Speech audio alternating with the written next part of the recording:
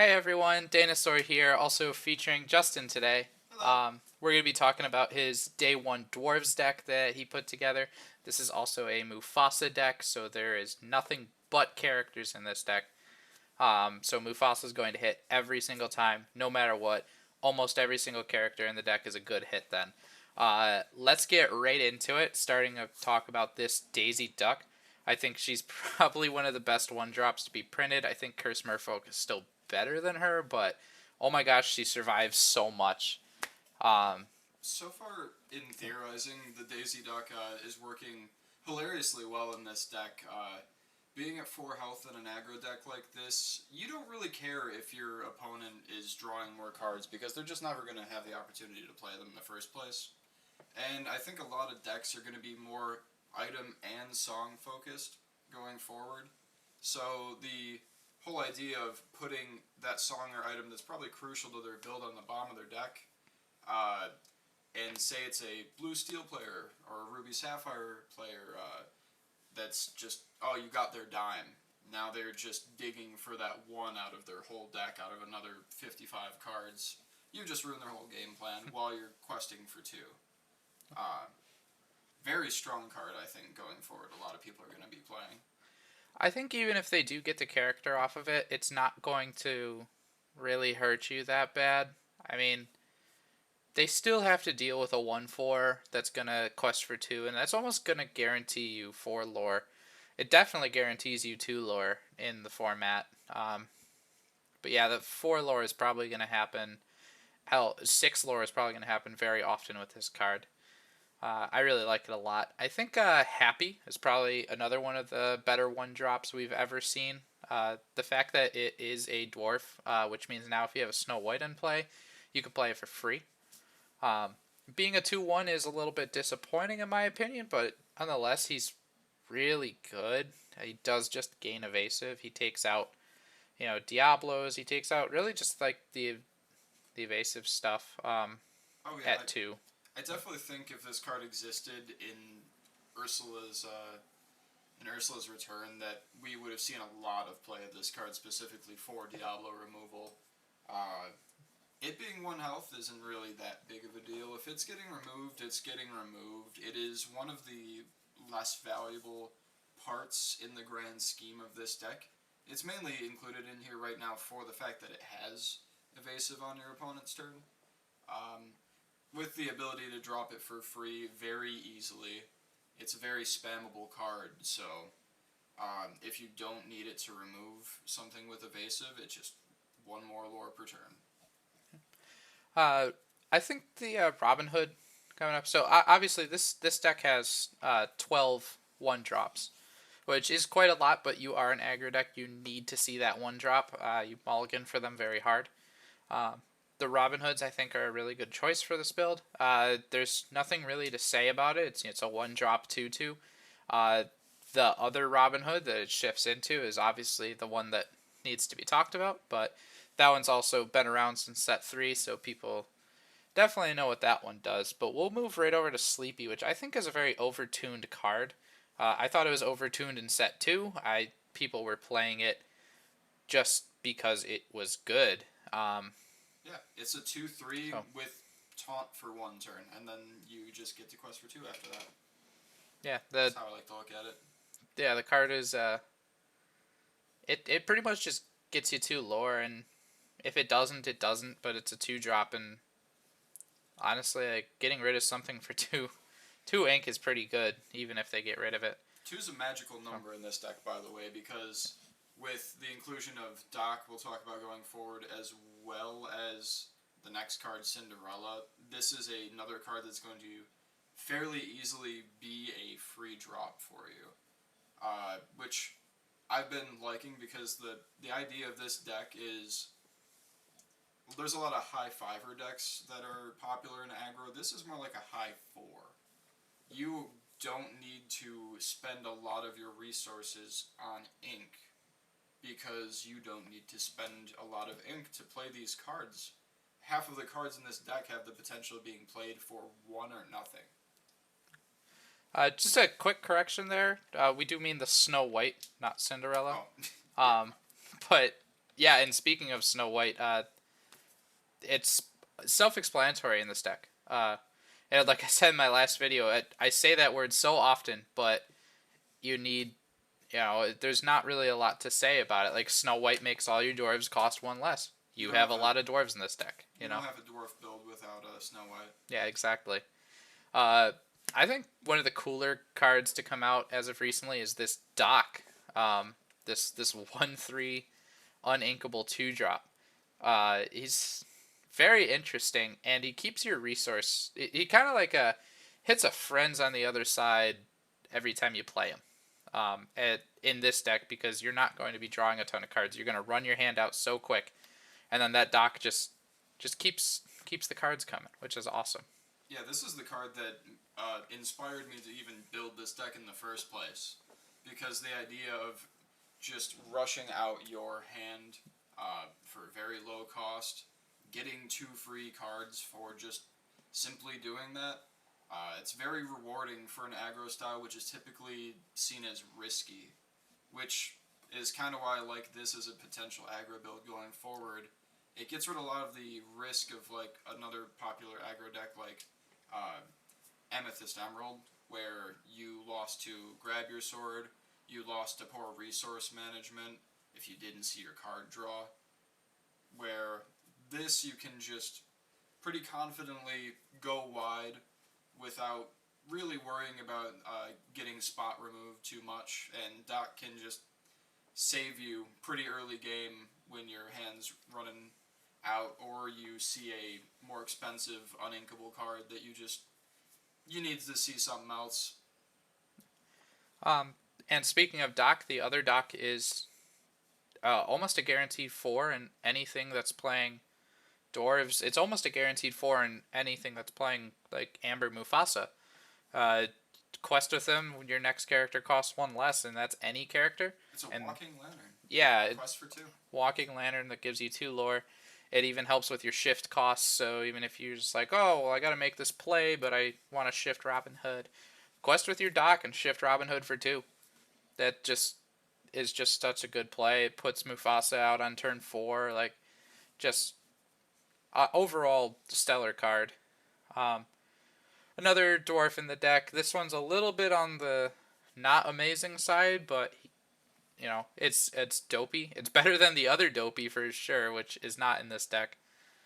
It is more of a like a fringe pick. It's in there because I wanted to experiment with seeing how it feels having some kind of damage ping in a deck while still just being able to play for super cheap.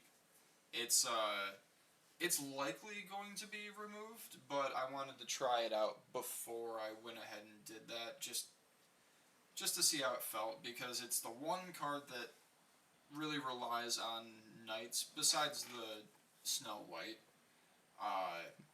And I went for a very small amount of the new dwarves. Actually, I think most of them are a little underwhelming. But I liked the idea of just spot damage can be very good to get you out of a tight situation. Um, yeah, it's pretty much the deck's only form of removal, but that's Tiny, but that honestly, like sometimes you just need that. So we'll see how that goes. I could see Dopey probably getting cut for something else, but we'll try him for now. The next card is an absolute 4 of in almost everything that is playing Steel. I think it is one of, if not very close to the best card in the set. I think Hideaway is definitely the best card in the set, but Pete is a very close second. And this card is just insane. Uh, you either, I don't think you drop him on turn 3. I think you drop him when you're about to get Be Prepared or you're about to get Grab Your Sword. I think you try and stop the decks from playing, for just from playing the songs that remove your stuff. That one turn can be completely crucial. That one turn can win you the game. So, oh, absolutely. yeah. Pete is going to be a massive skill card moving forward, and I can't believe they made him inkable and that they made him a 3/3. Just a feels like a generic card. They could have just printed this with no effect, and people would have been like, "I get it," but no. One of the strongest floodgatey type of effects that we haven't seen too much of yet just got printed, and yeah, like you said, it's. I think it's an essential four of in any steel deck. He's he's bonkers for sure, and this deck can even recycle him with Snow White, so he can come back often. Um, Exactly. so let's talk about Bashful. Bashful is definitely a cool dwarf. Obviously, you need another dwarf on the field. I think is it two or you just need another? You just need one more, right? Yeah, you just need a dwarf for him to Um, quest. he quests for three. The only problem is he does get taken out by like Brawl. He does get taken out by Medusa and Sisu and um, he does go. Now you're planning on never having a Sisu hit the board with this deck, of course, but you never know. Sometimes you do lose it, so be wary with that. But he is inkable. Um, I thought he was one of the better dwarves in set two, and I think he's going to be a really heavy hitter in this deck. And that's definitely something that people are going to be trying to remove fast. So he's also a very good bait card. I agree. Three lore is very scary in a aggro build like this, where by the time that he's dropped, you're probably already somewhere in the 10 to 12 lore range. So it's kind of one of those he needs to be removed in some way, shape, or form, or you're losing the game. And yeah, you spend that removal, and then you can kind of expect that to happen, and then you go on to your bigger plays with your bigger drops. Yeah. It's if he survives one turn, it's really good to drop a Pete right after that. So you quest with them and then drop a Pete, and now they have to challenge him. Um, and that being said, if you have a Grumpy on the board, all of a sudden he's dealing 3 damage, and yeah, Grumpy can make this deck a little bit crazy. It stops a lot of your cards from getting hit with certain removal spells. Um, it stops like your Doc, Sleepy, Bashful, all from getting brawled. So he's a very interesting pick for this format. I think Brawl is gonna start seeing its way out now that the Bucky Diablo is done, because there's just no point in doing that anymore. There's no point in shifting Diablo at this point in the game.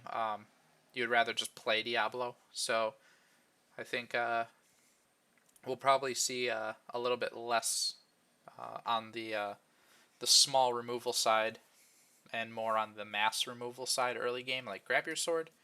So this deck does very well against Grab Your Sword because everything is 3. So It's my favorite part about it. yeah. The next card is Rapunzel. She needs to be at 4 in almost every Amber deck, in my opinion. My Steel Song deck runs her at 3, but I also have Wheel in that deck, so Whole New World for those who don't understand what Wheel is. But that card, I see Rapunzel often in that deck. This deck, you need to see her, especially if you're not seeing like a Dock to refill your hand. She's really good with say shift Robin Hood and attack that 3 damage guy that they have, and then next turn player draw 3 cards, and then you just dump your whole hand out from there because you can. So The idea of using Doc to have her drop on turn 3, maybe somebody is trying to get this turn 1 Daisy. They've had one turn to actually answer it and swing into it. There's no way to drop her on turn 3. Doc's a turn 3. I guess, yeah, you're right. But playing her for 3 is really good because you could play the 1 drop that you drew for sure. True. But yeah, amazing card. Just fantastic. I have never been disappointed having her in my hand, and she's inkable. Worst case scenario too. But happy. The most expensive dwarf.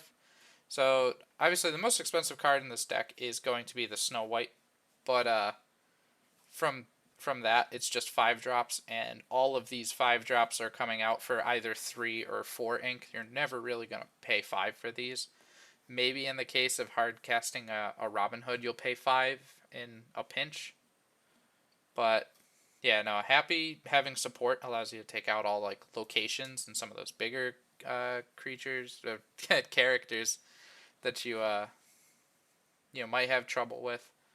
And you get 2 lore doing that. Um, and he's a 3/5. He's kind of hard to remove, especially if you have a Grumpy on the board. He doesn't get Madame Medusa'd, so that's a good one. He's honestly pretty good. Yeah, your opponent pretty much just has to Zeus him to remove him, and still, he's not core to the strategy. He's just another piece in the grand scheme of things.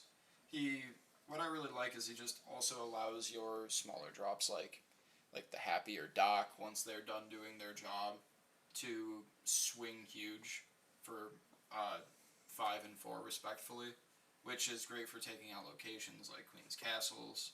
Um, he is like a little bit later into the game's strategy, being, I mean, you could still drop him turn 3, likely turn 4, in probably a more ideal sense, but very strong questing for 2, big body, another dwarf name to drop in.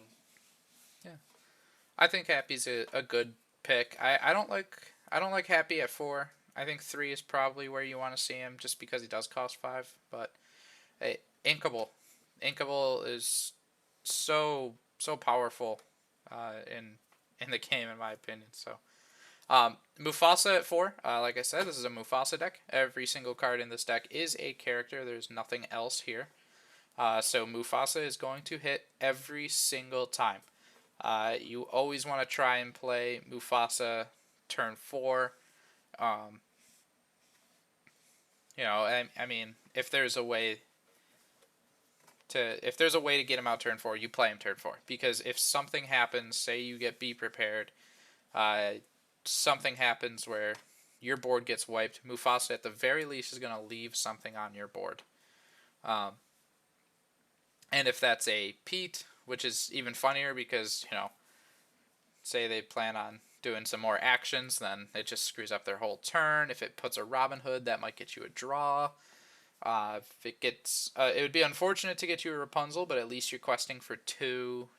The best case scenario, it's if you have nothing in your hand, is probably like pulling a Doc, and then you get to draw 2 cards. Um, There's only a couple weak picks, but something is always better than nothing. Mufasa in this deck seems to. I imagine it's going to shape out more as a backup plan. This is a Mufasa deck. We do want him to hit every single time on strong picks, but ideally you are going to be set up to win the game by the time he drops. He's typically going to be another quester that your opponent just won't want to remove. They'll go for something else, leaving this 2 lore per turn to likely sit. And if they do remove it, you are very likely, with most characters also getting you 2 lore per turn, to just have another way to close out the game and follow up. Robin Hood, Champion of Sherwood. Just a super amazing card. Almost any deck that plays Steel is playing this at 4. And there's about to be the new Robin Hood deck, which I'm super excited for, the Green Steel, and this will be the like the name suggests, the champion of that deck. And this card's also going to be a champion of this deck. I mean, you drop it in on turn 3 and gain a quick 2 lore and remove one of their things, or you drop it in turn 3 and just quest, and gain 2 lore that way. And if you have to swing into something with 6 health, or it banishes the Robin Hood, you're getting a draw. So this card is just the only way that this card doesn't get you value is if it gets removed the turn you play it, or the next turn after you play it, and you didn't shift it.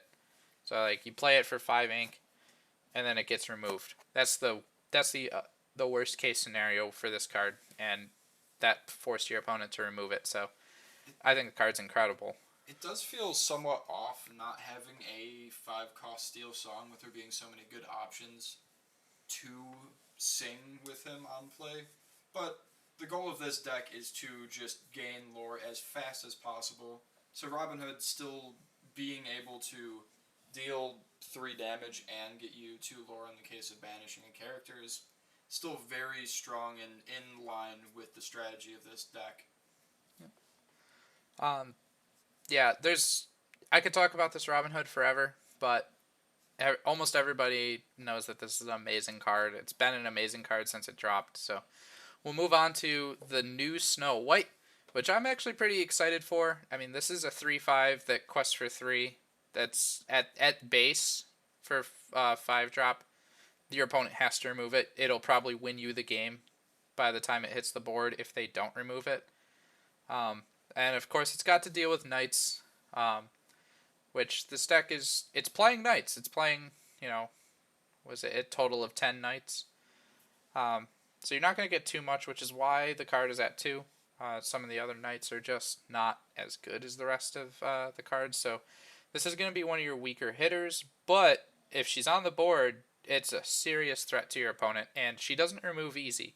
Madame Medusa and Then Along Came Zeus are about the only things that remove this, like, spot removal, outside of, like, Be Prepared, which is not spot removal. So, but well, I guess, like, Hades and, Let It Go and things that bounce stuff back to your hand will remove it. But still, you get what I mean. But it's a hard thing to remove, and if they do remove it, you're probably just getting value off of them removing the Snow White instead of your other stuff anyways. So. Yeah, it being a 3-quester with just big numbers is pretty incredible for this deck. You're likely going to get at least 1 resist off on it, but even without, it's still a very strong card, because you'll likely be paying 1 less for it anyway. So being a 4-cost 3/5 that quests for 3 is just already a incredibly well-statted card. So that's why I'm including her. The Knight synergy is just a little bonus on top. But that's about it. That's why she's at 2. Not the best for the deck, but a very strong way to close the game or put pressure on. Yeah, absolutely. And worst case scenario too, like, if she's not going to win you the game on her own, and you need to shift the other Snow White onto her. She is technically another shift target. It might not be optimal, but it is a play that could happen. If you need to get something back from your, discard that turn, you can shift her out and get that quest. Recycle Pete. Yeah, recycle Pete. Pete on demand. Yeah, and that being said, go into the Snow White, the heaviest hitter of the deck, in my opinion. I mean, she either comes out turn 4 or she comes out turn 5, and you either are winning the game or you're losing the game at this point, and Snow White can turn that around if you're on the ladder. So, I mean, recycle anything that you need. Even, if she's coming out, say you have 2 of the little Snow Whites out, and you need to shift her out, and you have to play a dock and, reset your stuff. We have an alarm going off. But, he'll be right back. But yeah, I think the Snow White is really good. I think she's a little up and underrepresented in the Amber decks. But, yeah, I mean, with Pete now, recycle Pete. Recycle Pete, recycle Pete. It's going to be such a strong combo. Yeah. The fact that if you use Doc, like, this is a fairly specific combo, but if you have your 2-drop Snow White on board, she's already done her job, gotten your Dwarves out. Doc quests, you pay 1 less, and now your shift 4 Snow White becomes essentially shift 3. So, on turn 4, you can just play her for 3, along with possibly another Dwarf, before you shift her away using Snow White's ability. And recycle whatever you might need. Maybe it's just another Dwarf to keep questing out if you know you can just keep going wide. Maybe you want to draw more cards. Maybe you need to get back a Rapunzel or Pete. Yeah. I think this card is honestly really good. Just that's it. But and the only reason we're running her at 3 is because, well, she's uninkable, and you know everybody knows that mulligan where you see two of your big uninkables, and running at 3 is just trying to prevent a little bit of that. Um, Honorable mentions for this deck are, say, like a 1 or even 2 of Chernobog, um, which I could see either the Dopies or the Night Snow White becoming, uh, just because he hits super hard and shuffles everything back in. Um, Only a I slight anti synergy with the big Snow White, but Chernobog himself, being as threatening as he is, kind of nullifies that. Yeah, that's about it though. I don't think there's anything too crazy about him in this deck. You could always get the So dream, the Dream Mufasa hit Chernobog. yeah, that is the Uh, dream. But oh, we'll see. Maybe Chernobog will see a lot more play in this set. I mean, things are looking to get a little bit more aggro-y. So a lot faster this format, and are excited for that. And that's what we think Dwarves is gonna do. So thank you for watching. I've been Danosaur. This has been Justin. Bye.